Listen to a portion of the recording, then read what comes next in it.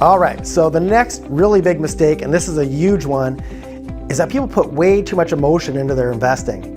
And what I mean by that is, I do, on my Houston tours, I do a real estate tour where I take people for 4 days and I mentor them and I show them how to buy properties at deep discounts at this auction that takes place there.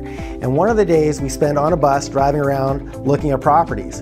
And almost always somebody will say, I'll say, hey, that one's a really good deal. And somebody will say, I could never buy that house. And I'll go, why not? And they'll go, that's like a really ugly house. I could never own that house. And I always tell them that to me, the prettiest home is the one that has the biggest paycheck associated with it. And quite often, the ugly homes are the ones that are not fought over. When you get to these really pretty homes, everybody's competing for them because they look really nice. It's really good for your ego. And you can point it out to all your friends. Hey, look at this beautiful home I just bought. But you know what?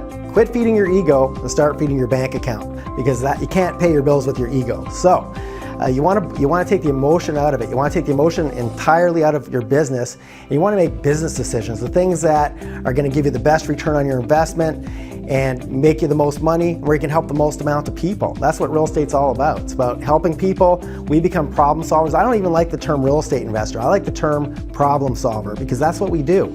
We're helping people with their issues. And the more people we can help, the more money we make, and we create win-wins, and we get paid very well to do that. But we get paid a lot better when there's a whole lot less people fighting for the things and the resources that we want in this business. So very, very important to treat everything like a business decision. Always look at the numbers. Don't worry about all those emotional things. So a lot of times I see people, people call me up, and back in the old days I used to do a lot of work in places like Las Vegas. And to this day I still get people that call me up and go, hey Mike, I want to buy a revenue property in Vegas, can you help me? And I say, well, why did you pick Vegas? And quite often the answer is, well, you know what? I go there 4 times a year, and it'd be really cool to have a place to live. I'm there for 2 or 3 days each time, so it'd be cool to have a place to live, and then I can rent it out when I'm not there. And then I have to remind them that, okay, so this property that could rent out, let's say for $1,200 a month, so I would bring in, let's say, over $14,000 a year in revenue. You're going to keep it vacant most of the time, so you have a place to stay for 2 days here, 2 days there. That's crazy. That's why they invented hotels, people. You don't have to own the property everywhere you like to vacation.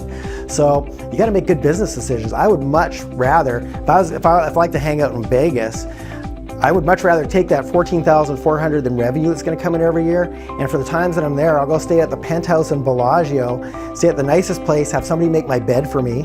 I'll go to the nicest restaurants in a limo, do whatever I want, and it's paid for by the revenue that comes in from my smart business decisions. So I would rather have my money invested somewhere where it's going to give me the best return possible on my investment, and then I'm going to go wherever I want on vacation. So my favorite spot, I love Costa Rica. I own 0 properties there. I probably will never own a property there unless I decide I'm going to retire there one day. I don't need to own a property everywhere I like to visit. And it allows me freedom to stay where I want to stay, not have to, why would you want to own a property? You have to make your own bed, drive to the Strip. And by the way, Las Vegas, to get in a nice area, you're living 20 minutes from the Strip, guaranteed. There's nothing close to the Strip that you want to live in.